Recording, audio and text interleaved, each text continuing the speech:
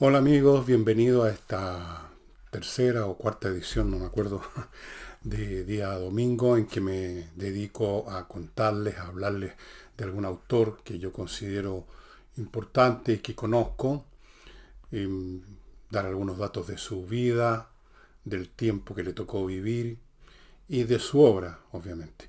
Y en este caso, el autor que he escogido es Arthur Clarke, que seguramente a muchos de ustedes no les suena para nada, pero les voy a decir desde ya, que es el autor de la novela y también participó en el guión que inspiró la película famosa 2001 Odisea del Espacio. Si usted es una persona con algunos años como yo, seguramente la vio en un cine que ya no existe, con una tecnología que ya no existe, que era el Cinerama, en el Cine Santa Lucía, cuyo edificio desapareció hace rato. Ahí estaba el cine con la tecnología Cinerama, que era un sistema con una pantalla enormemente grande que si uno se sentaba más o menos en la mitad de la sala, las, los extremos de la imagen quedaban más o menos así, casi uno tenía que verlos con el rabillo del ojo. Ahí yo vi, muchos chilenos vimos, muchos habitantes del planeta vieron 2001 Odisea del Espacio y fue basada en una novela de Arthur Clarke de ese nombre, y Arthur Clarke participó en el guión. Esta es una película dirigida por Stanley Kubrick, como ustedes recordarán. Pero vamos ahora a Arthur Clarke, un importante escritor de ciencia ficción, pero mucho más que eso. Los ubico en el tiempo. Este señor era británico, nació en Inglaterra en 1917 y murió el año 2008 en Sri Lanka. Sri Lanka es lo que antes se llamaba Ceilán, que es una isla grande al sur de la península de la India. Él le gustaba mucho, tenía mucha admiración por la cultura de la India, cosa que yo comparto, y se fue a vivir allá. Ahí ya murió de un paro cardíaco. Él es el típico individuo, pero que hay pocos, pero de esos pocos el típico niño que desde muy temprano manifiesta una vocación poderosa por algo y a eso se va a dedicar toda la vida. Normalmente los seres humanos pasamos por distintas fases, nos interesa una cosa, después saltamos a otra, pero hay algunos que se dedican desde niño a una cosa, y en este caso era la ciencia y específicamente la astronomía. Ya de niño, alrededor de 9, 10, 11 años por ahí, se fabricó un telescopio casero y se puso a estudiar la luna y a dibujar, a hacer un mapa de la luna, un mapa, una cartografía de la luna. Con esto les quiero decir que era uno de estos chicos que nacen para algo. Así como hay algunos que nacen para ser músicos, otros para ser poetas, otros para ser escritores y otros para ser científicos. Y en este caso, el de Arthur Clarke. Él empezó a... voy a simplificar su biografía porque los detalles ustedes los pueden buscar. En la Segunda Guerra Mundial, en la Segunda Guerra Mundial, se convirtió en especialista en radares. Especialista en radares, estimados amigos. Eh, y por lo tanto fue importante en el desarrollo de la Segunda Guerra porque fue con los radares que los ingleses, especialmente el año 40, pudieron resistir los ataques aéreos de la Luftwaffe. El radar era algo que se había desarrollado recién, yo diría que más o menos a mediados de los años 30, también los alemanes lo desarrollaron y se especializó en eso. En 1945, apenas terminó la guerra, este hombre publicó un, un libro que se llamó Extraterrestrial Relays. Ojo, no se refería a seres extraterrestres. Extraterrestrial Relays o sistemas de comunicación basados en la idea de satélites artificiales orbitando en forma geoestacionaria, o sea, orbitan a la misma se mueven en la órbita a la misma velocidad con que gira la Tierra y por lo tanto están estacionarios sobre cierto punto. Eso fue una idea completamente original que nadie la había tenido y que le significó inmediatamente algo que iba a tener Arthur Clarke toda su vida, mucho reconocimiento. Esa es otra situación que no se da mucho. El personaje, la persona que hace algo muy especial, muy importante, pero también recibe reconocimiento, cosa que no siempre ocurre así tan fácilmente. Ahora en las ciencias eso es más posible porque en la ciencia, si usted desarrolla una nueva teoría que funciona o una nueva tecnología, no hay nada que discutir. Es en el campo donde hay espacio para los gustos o para las opiniones, la ciencia, no la ciencia, sino que las artes, la filosofía, los ensayos, donde es más difícil obtener reconocimiento porque eso supone aceptación y la aceptación es algo que la gente no da muy fácilmente a los logros ajenos. Antes de continuar quiero contarles y decirles y recordarles que este programa dominical es posible por dos auspiciadores que confiaron en nosotros y que tenían deseos de auspiciar un programa de esta clase. Y uno de ellos es Edisur, esta editorial que ustedes ya conocen. Hablo de ella muchas veces en la semana. Edisur.cl es su sitio. Es una editorial chilena que se dedica a poner a su disposición autores importantes a precios muy atractivos, con libros muy bien hechos, en su local Compañía 1025 o en su sitio edisur.cl. Y últimamente ha agregado una novedad única en Chile, que es la impresión a pedido de un libro. Y nos estamos refiriendo a libros que por supuesto no están disponibles así en las vitrinas, porque en ese caso, ¿para qué mandar a imprimir?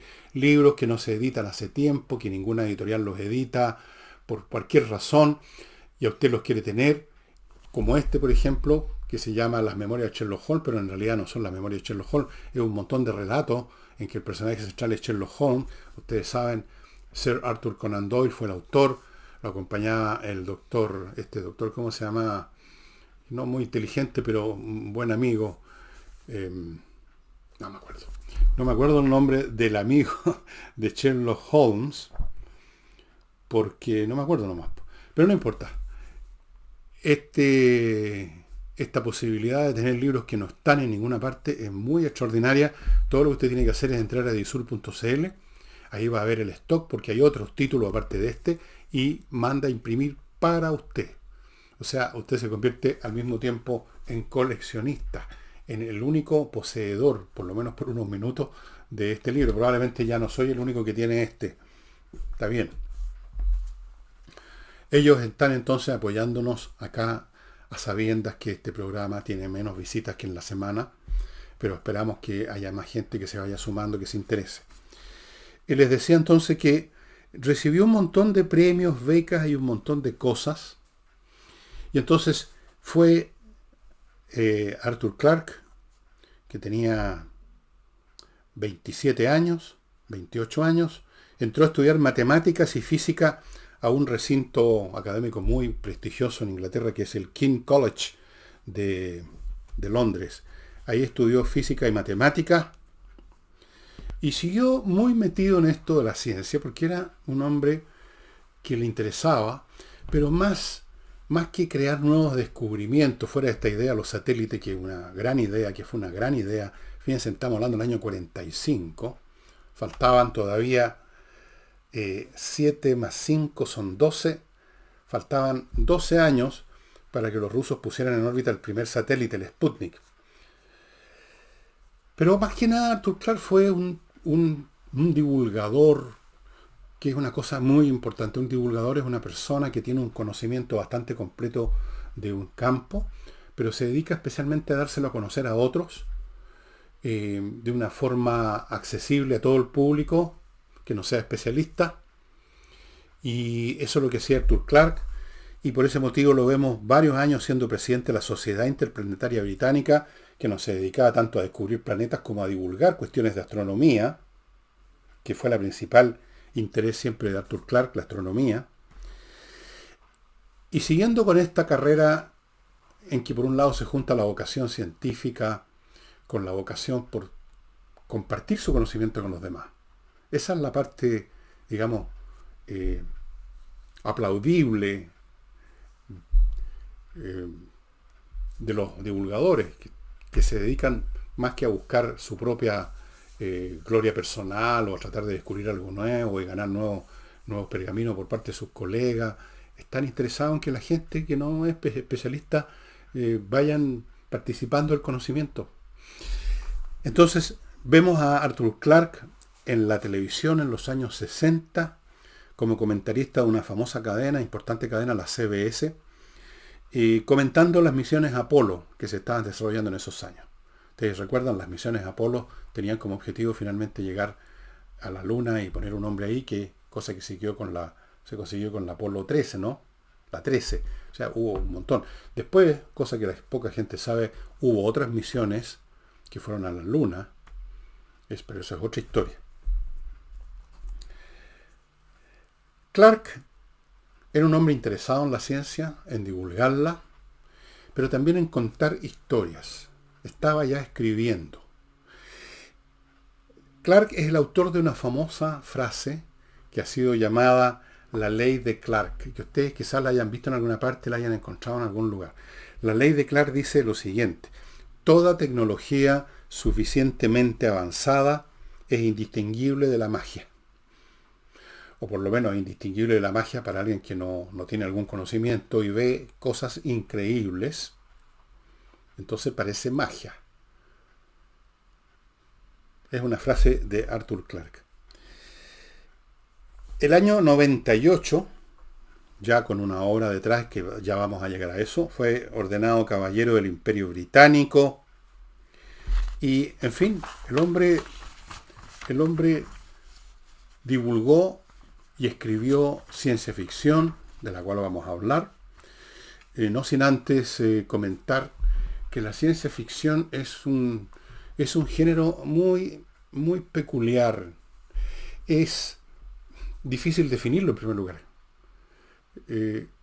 Ubica a sus personajes, los ambientes, generalmente en el futuro, en ambientes donde el tema científico, la descripción de tecnologías o la suposición de ciertas tecnologías son de la esencia de la historia.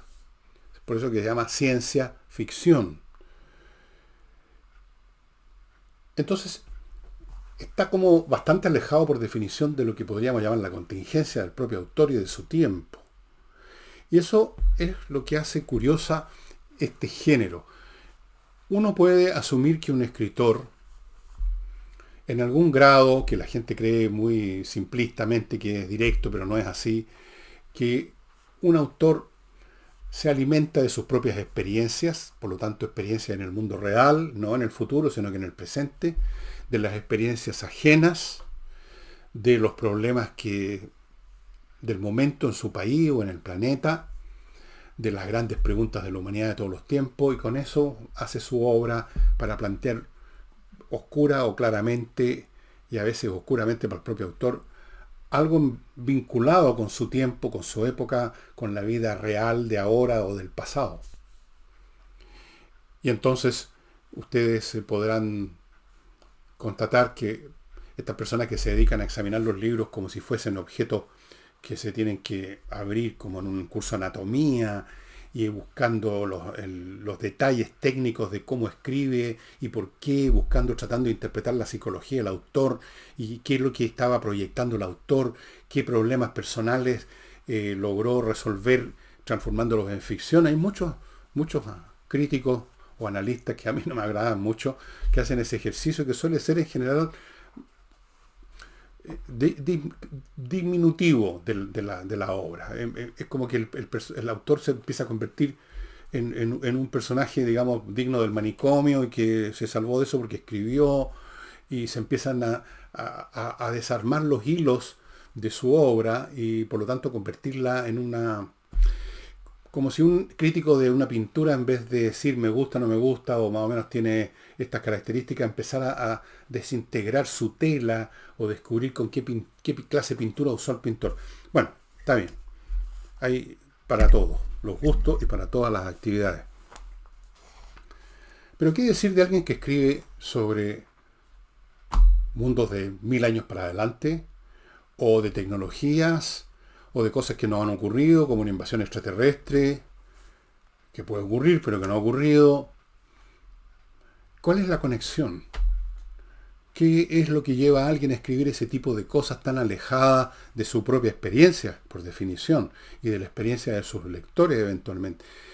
Y también uno podría preguntarse qué hay en el lector de ciencia ficción que lo lleve a que se interese en ese género. Yo me lo he preguntado muchas veces a mí mismo porque a mí me ha interesado siempre mucho la ciencia ficción. Hubo un tiempo que leí muchísima ciencia ficción, tengo una gran colección de ciencia ficción, desde luego obras de Clarke, y no sé por qué. A lo mejor es una forma de escapismo. A lo mejor no me gusta mucho el mundo que me rodea, parece ser, entonces prefiero leer sobre cosas que no existen. No sé. El hecho es que eso se suele notar en el estilo. En general ustedes, y esto ocurre también con Arthur Clarke, en la ciencia ficción no van a encontrar el tipo de contenido emocional, hormonal, a veces repleto de matices, en los personajes de una novela, bueno, por supuesto de un buen autor. Ustedes no van a encontrar un Raskolnikov en las obras de Clarke o de Asimov o de ningún autor de ciencia ficción. Ustedes no van a encontrar un Quijote. Ustedes no van a encontrar a un Falstaff, a un Hamlet. Van a encontrar un personaje que a veces ni siquiera es descrito, un personaje que tiene una profesión y un nombre. James, el ingeniero jefe de la nave espacial. Y buenas noches los pastores. Y hay muy poca vida sentimental o ninguna en la ciencia ficción. Ustedes no van a encontrar historias de amor. Rara vez. Y un poco metida a la fuerza, así como para que no digan. Es como etéreo, es como lejano, es como aséptica la literatura de ciencia ficción. Y eso está en el estilo de Arthur Clarke. Una prosa muy aséptica, muy de quirófano, muy transparente, con uno. Pero eso no le quita calidad, porque compensa eso, como ocurre con otros autores como Asimov, como Philip Farmer, que alguna vez les voy a hablar de ese autor que tampoco no lo conoce nadie, Philip Farmer. Compensan esa falta de sangre, digamos, en la textura de la obra, en su estilo, en los personajes, lo compensan con el vuelo imaginativo de los mundos que plantean. Y en el caso de Clarke es así. Ahora, aquí la relación parece ser bastante directa entre la obra, el tiempo y la personalidad de Clarke. Estamos hablando de una persona que desde niño simplemente entra en esta avenida que es la ciencia. Y eso es entrar a un mundo bastante peculiar, bastante ajeno, un poco casi autista en relación al mundo de la gente lo que no es científica.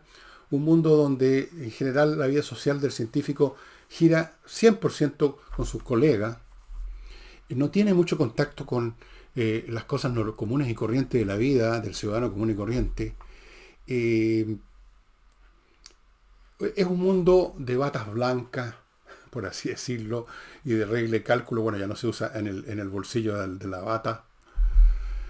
Es un mundo aséptico, es un mundo de hospital, es un mundo literariamente de hospital. Pero, y al amante de la literatura repleta de vida, de sangre, de pasión, eso le puede parecer bastante latero. Pero a quienes les interesan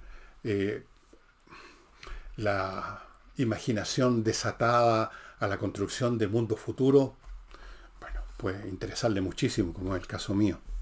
Ahora, en la obra de Clarke, hay una de la cual voy a hablar en forma muy especial, porque es una obra en la que Clarke parece haberse soltado los moños, por así decirlo. Una obra donde ya no hay simplemente una historia situada en un futuro, con mucho elemento tecnológico. No. Hay aquí algo casi metafísico, un poco en la onda del hacedor de estrella del cual les hablé, Olaf Stapledon, y es una obra que tiene un final también, no voy a decir trágico, podríamos decir trágico, también podríamos llamarlo épico, o podríamos calificarlo como grandioso, como apoteósico y muy especial, con un personaje que llega hasta ese final y que nos emociona. Es la obra en que Clarke se escapa de la gravitación de su estilo de siempre, que está en 2001 Odisea al espacio, que está en La ciudad y las estrellas, o que está, por ejemplo, en la famosa Odisea. 2001 Odisea al espacio fue solo una de las obras que están en la saga. Hay un 2031, hay un 2010, un 2031 y un 2061, como ustedes ven, la tengo aquí, lo leí hace un montón de años, ni me acuerdo de qué trata, pero esto no tiene nada que ver con un libro que les voy a mostrar. Voy a armar un poco de suspenso después que les hable del otro gran auspiciador que tiene este programa dominical y que es el que trae a Chile este producto hecho en Estados Unidos, muy famoso en Estados Unidos, Oxinova. Este producto, como ya saben, es un polvito que se echa en un litro de agua, se deja el tiempo que se indica aquí. Si usted lo usa antes no le va a funcionar, lo deja, creo que es una hora más o menos, se convierte en una colonia de bacterias aeróbicas y eso usted lo vuelca allí donde hay malos olores en su casa. Voy a ponerme un caso extremo, un pozo séptico, una letrina, y se acaba el problema, porque estas bacterias destruyen las bacterias que producen el mal olor. El mal olor no viene de la materia misma, viene de la descomposición de la materia que llevan a cabo las bacterias anaeróbicas. Estas, las aeróbicas, las destruyen. Así que es una solución no solo para la casa, para el water, para el fregadero, la cocina, sino que hay procesos industriales que lo están usando en algunas etapas en que se concentran algunos barros industriales o cosas muy, muy malolientes. Y aquí está la solución, estimados amigos. Oxinova. Oxinova está con nosotros apoyando este programa muy de boutique, dicen, un programa muy de boutique. Ese libro que escapa a lo que fue lo convencional de Clarke, que de todas formas yo lo recomiendo particularmente. Hay otra saga que se llama Rama. Rama era un dios de la mitología de la India. Ustedes saben, como les dije, Clarke tenía mucha admiración por la cultura india, la filosofía india, la metafísica india. Y Rama es realmente una novela, son varios. No puedo encontrar mis ejemplares. Es realmente espectacular. Es realmente espectacular. Pero está dentro del espacio del territorio de la ciencia, mucha descripción científica y explicación del fenómeno que van unos exploradores terráqueos a investigar. Les cuento lo básico del argumento: es que se detecta un cuerpo que viene hacia la Tierra o va a pasar cerca, no me acuerdo cuál era su trayectoria orbital, pero es un objeto artificial, una especie de planetoide artificial. O sea, un objeto, una máquina o algo así, por lo tanto hecho por otra civilización, y se manda a un grupo a investigar, a entrar a ese artefacto inmenso. Eso nomás les cuento, súper interesante. Pero lo que a mí más me cautivó, aquí está el corazón, ¿no? El corazón, la mente, el espíritu, es este libro que ustedes van a ver que está muy roto, porque lo he leído muchas veces, está parchado con de todo. El fin de la infancia. El fin de la infancia, estimados amigos, es una novela extraordinaria, profunda y trágica, triste. Es el final de la infancia en la humanidad. ¿Cómo se produce? No les voy a contar porque me gustaría que... Pero todo parte, y eso se los puedo contar porque esto ya en las primeras 2 páginas ya está esto explicado.